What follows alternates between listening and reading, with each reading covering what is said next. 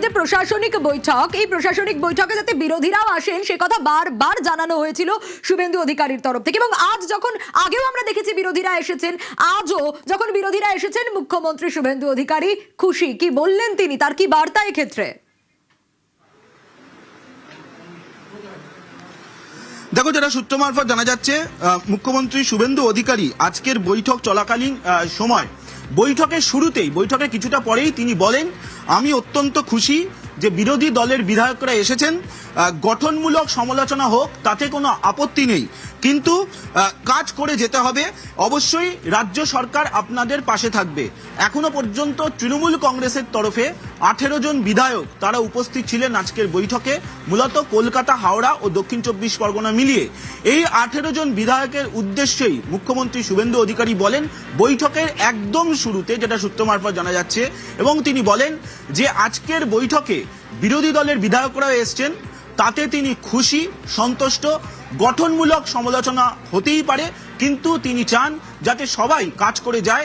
এবং এই মন্তব্য করাকালীন সময় মুখ্যমন্ত্রী শুভেন্দু অধিকারী বলেন যে বিধায়করা নজর দিন। তুমি দেখেছো গতকাল সুরেন্দ্রনাথ কলেজে একটি ঘটনা ঘটেছে, এবং সেই প্রসঙ্গ নাম না করে মুখ্যমন্ত্রী শুভেন্দু অধিকারী আজকে বৈঠকে যেটা বলেন, যেটা সূত্র মারফত জানা যাচ্ছে, তিনি বৈঠকে বলেন যে কলেজগুলিতে নজর দিতে হবে। বিধায়কদের এই নির্দেশ আজ মুখ্যমন্ত্রী শুভেন্দু অধিকারী দিয়েছেন। কোন প্রেক্ষাপটে দিচ্ছেন? যখন গতকাল সুরেন্দ্রনাথ কলেজে একটি ঘটনা ঘটলো।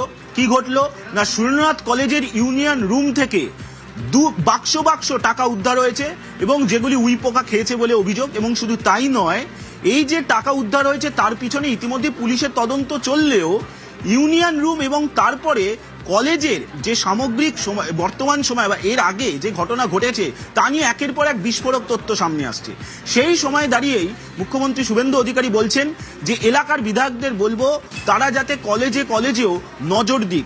শুধু তাই নয়, বিধায়কদের উদ্দেশ্যে তিনি এটাও বলেছেন যে তারা প্রয়োজনে সারপ্রাইজ ভিজিট করুন। যেটা সূত্র মারফত জানা যাচ্ছে, বৈঠক চলাকালীন সময় তৃণমূল কংগ্রেসের একজন বিধায়ক, তিনিও দক্ষিণ 24 পরগনা জেলার, তিনি যখন বৈঠক চলাকালীন সময় তার এলাকায় একটি স্বাস্থ্য কেন্দ্রের ইস্যু নিয়ে সরব হন, পরিকাঠামো নিয়ে সরব হন, তখন মুখ্যমন্ত্রী শুভেন্দু অধিকারী বলেন যে বিধায়কদের বলবো তারা এলাকায় গিয়ে স্কুলগুলি পরিদর্শন করুন, হাসপাতালগুলি পরিদর্শন করে যার যা মতামত জানানোর বা অভিযোগ জানানোর সেগুলি জেলা প্রশাসনকে জানান, জেলা প্রশাসন তার কাছে রিপোর্ট পাঠিয়ে দেবে। অর্থাৎ সামগ্রিকভাবে আজকের বৈঠকে বিরোধী দলের বিধায়করা যেভাবে যোগ দিয়েছেন তাতে তিনি খুশি, সন্তোষ প্রকাশ করেছেন। বেশ সোমরাজ, একেবারে গতকাল থেকে আমরা লাগাতার কভারেজ করেছিলাম এই সুরেন্দ্রনাথ কলেজের ঘটনা, এবং আমাদের খবরের জেরে কোথাও গিয়ে আজ মুখ্যমন্ত্রী শুভেন্দু অধিকারী তিনি বললেন যে বাকি কলেজগুলো খতিয়ে দেখতে হবে, বাকি কলেজগুলোতেও নজর রাখা দরকার। বিধায়কদের এই নির্দেশ দিলেন মুখ্যমন্ত্রী।